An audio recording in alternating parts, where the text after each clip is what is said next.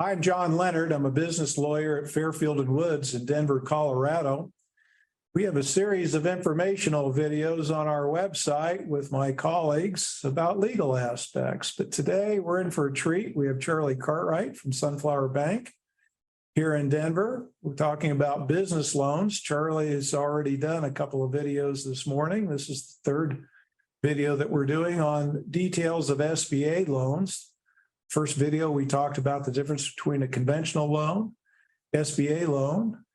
And the second video talks about different types of SBA loans. We're going to drill down on some typical terms of an SBA loan. So Charlie, thanks again for taking time this morning to talk to me. Thank you. Well, I had a question about loan to value. Talk about what is loan to value, and then what are the loan to value rules for SBA loans?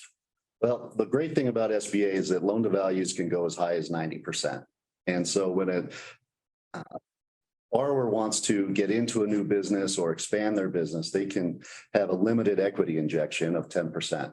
They can also allow in business acquisitions, the seller to fund portion of that or to do a separate note altogether.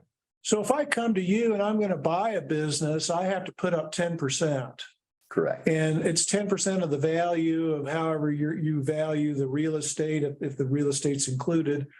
What do you base the value on? The value of the business? So we'll take the purchase price of the business, including the business and the real estate, or one or the other. If it's just a real estate loan, we'll do that purchase price. Or if it's just a business acquisition, we'll use it right off the purchase price. Do you care where that 10% comes from? In other words, are there some sources that are okay for that 10%? Another great thing about SBA, it can be the borrower's personal liquidity.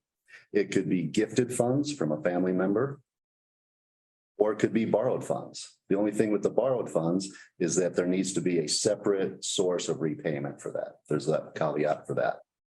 And talk to me about if I'm paying off my loan, my SBA loan, is it equal payments a month, or is it interest only in a balloon, or how does that all work to pay it off? So the great thing about banks is we have the SBA guidelines, and then we have the bank guidelines, and we kind of work those together. If there's an interest only option that we need to do for, maybe there's a build out of the real estate for the business to run out of, we can work with that. The common terms with that is a 25-year amortization on real estate, 10 on business acquisition. You can have a variable rate where it changes every month. You could have a fixed rate option that will be fixed for 3, 5, 10 years. And when I come in to talk to you, you work me through all that. And you would give me, if I was buying a business, you would give me all those options, and we'd decide together on what would work for me and you. We need to achieve your goal with the SBA programs. And if I win the lottery and I can pay off my loan early, can I do that? You absolutely can. Some loans, depending on the term of the loan, could and will have prepayment penalties. The real estate loan, the debenture piece of the 504 will have a prepayment penalty. First portion will have a prepayment penalty. But on your business acquisition loans at 10 years up to 15 years, there are no prepayment penalties. And are these loans, do they have collateral? I mean, is the collateral the business I'm buying and the real estate? What are the rules on collateral? Another great thing about the SBA is if it's an under collateralized acquisition, SBA could lien residential property, personal property to increase their collateral. They could also require a life insurance policy that would be paid to the bank for collateral. So there's other ways to get to collateral if it's a shortfall in the acquisition.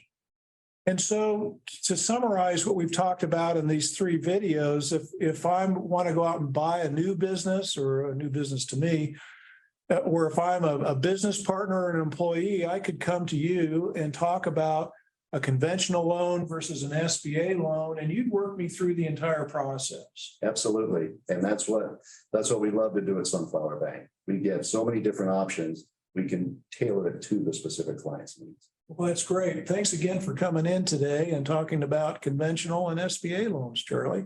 It's great to be here. Thanks.